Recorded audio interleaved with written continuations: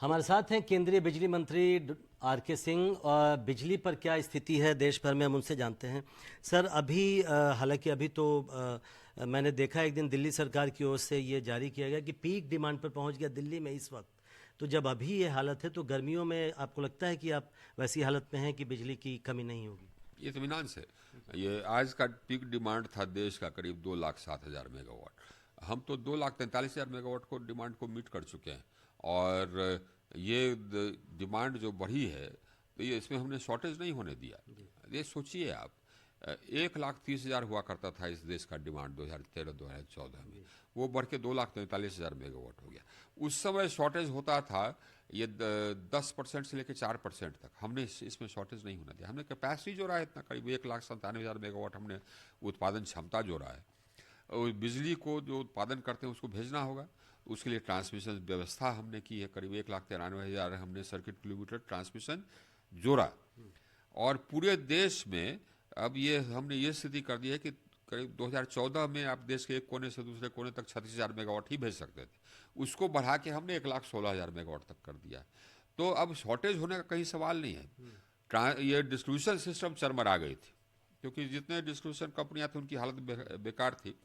हम लोग करीब 2 लाख करोड़ लगा करके अब डिस्ट्रीब्यूशन सिस्टम को मजबूत कर दिए। करीब 3,000 नए सब स्टेशन हम बनवाए, करीब 4,000 सब स्टेशन का उत्क्रमण हमने किया, करीब 8.5 lakh circuit kilometre SC line LT line हमने जोड़ा, करीब 7 लाख नए ट्रांसफार्मर जोड़े।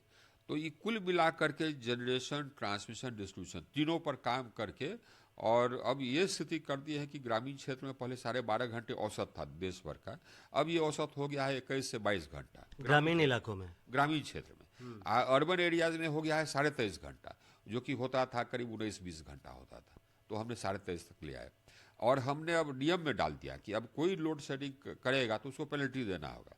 हाँ, अगर सिस्टम में खराबी आ गई तो अलग बात है।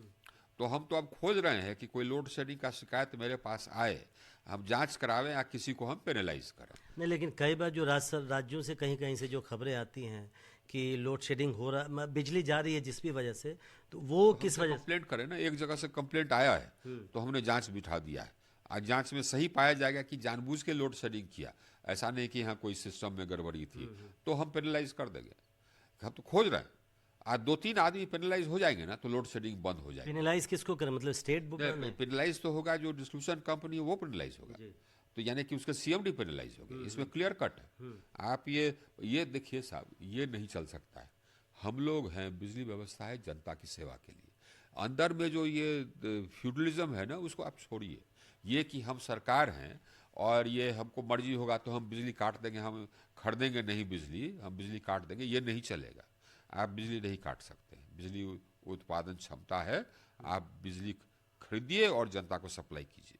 पेनलाइज होने से आपको लगता है कि मैसेज बिल्कुल जाएगा कि एक बार आप किसी को पेनलाइज कर दीजिएगा ना, आप देखिएगा बाकी सब ठीक हो जाएगा। और अब यही रह गया, क्योंकि ये हमने व्यवस्था मजबूत कर दी है, तो अब लोड शेडिंग काहे के लिए होगा जी?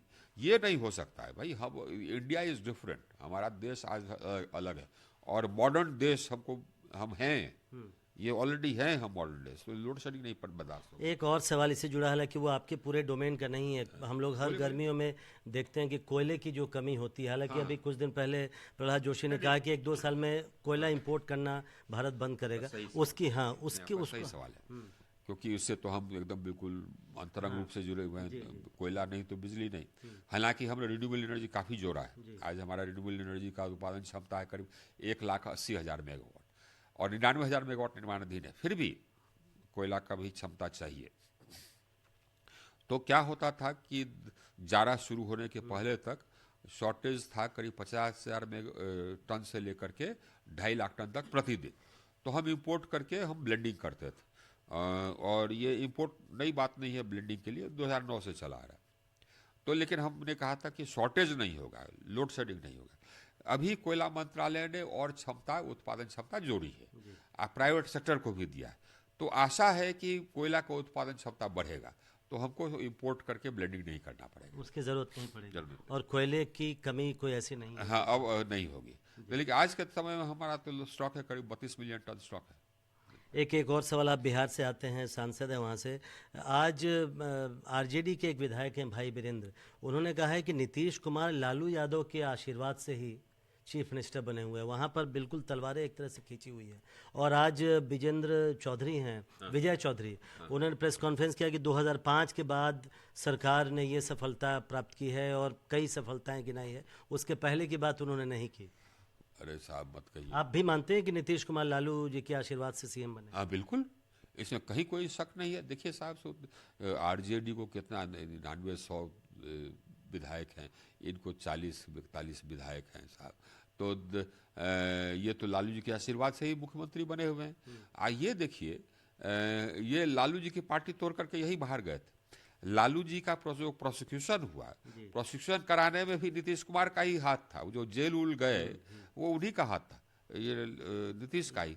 लेकिन इसी विडम्बना लगता है कि लालू जी सब भूल भाल करके इनके साथ हो गए। सत्ता का लालच से, लोभ लालच क्या ना करे, यही हो गया है। और ये साहब देखिए, ये कहते हैं विजय चौधरी जो कह रहे हैं, एक बात बता दें, नीतीश जी का पहला टर्म में कुछ काम हुआ था, उसके बाद से तो जिस तरह लालू जी का ये टर्म था ना, वैसे ही नीतीश का भी टर्म हुआ। हम तो बिहार के हैं, आप भी बिहार के हैं।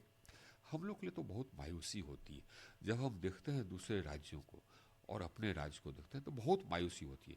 हमारे लोग इतने टैलेंटेड हैं, कहीं भी आप वो पढ़ लिख जाता है तो आगे निकल जाता है, लेकिन हमारे लोगों ने तो शिक्षा व्यवस्था बर्बाद कर दी वहाँ पर। ये इकोनॉमी और अर्थव्यवस्था बर्बाद, कोई एक उद्योग नहीं है। जहाँ कहीं जाइए देश में तो आपको बिहारी मजदूर मिल जाएंगे। जो बिहारी बाहर चला गया, बाहर पढ़ लिया, वो फिर IAS IPS ऑफिसर भी बन गया, IIM IIT भी चला गया, क्योंकि इतनी क्षमता है, इतनी ये बिहारी में इतनी प्रतिभा है। लेकिन अब कहीं पर रिक्शा वाला है तो बिहारी है। यहाँ पे बहुत तकलीफ होता है, बहुत दर्द होता है। आप किसी गांव में चले जाइए तो पता चलता है कि नहीं साहब से ये बाहर गया हुआ है मजदूरी करने, पंजाब गया है, गुजरात गया है, दिल्ली गया है, बॉम्बे गया है।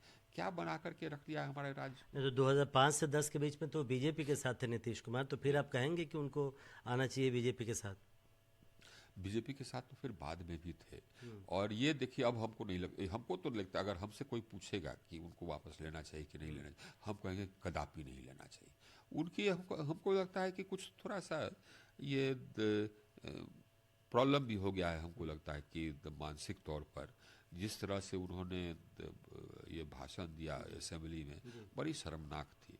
अब लगता है कि पब्लिक में बोलना उन्होंने बंद कर दिया। लेकिन हम लोग का दुर्भाग्य है, हमारे राज्य का दुर्भाग्य है, और इसमें बदलाव होना चाहिए। आप वहाँ पर ऐसा शासन दें जिसमें कि भ्रष्टाचार नहीं हो, जिसमें कि क्रिमिनल्स नहीं हो, जिसमें कि लूटपाट नहीं हो। आप ये ऐसा शासन दें जहाँ पर कि शिक्षक अपने स्कूल जाए, पढ़ाए, जो डॉक्टर है वो जाए प्राइमरी हेल्थ सेंटर में काम करे। ऐसा शासन दीजिए ना, देखिए फिर बिहार चल पड़ेगा। हम लोग से पीछे जो राज्य थे हमसे आगे हो गए। उड़ीसा हमसे आगे हो गया, त्रिपुरा हमसे आगे जा रहा है। तब सभी राज्य, अब उत्तर प्रदेश हमारे बराबर था, वो आगे हो गया। मध्य प्रदेश एकदम था बीमारी राज्य, वो आगे हो गया। और राजस्थान हमसे आगे हो रहा। ये तो एक बड़ी चिंता की बात है। बहुत बहुत शुक्रिया। तो कड़ी चेतावनी दे रहे हैं आरके सिंह, और उनका कहना है कि अगर कोई डिस्ट्रीब्यूशन कंपनी लोड शेडिंग की वजह से बिजली दे देती है तो उसको पेनलाइज किया जाएगा, और एक बार पेनलाइज किया गया तो सारे कंपनियों को एक कड़ा संदेश जाएगा। नई दिल्ली से प्रशांत, NDTV इंडिया।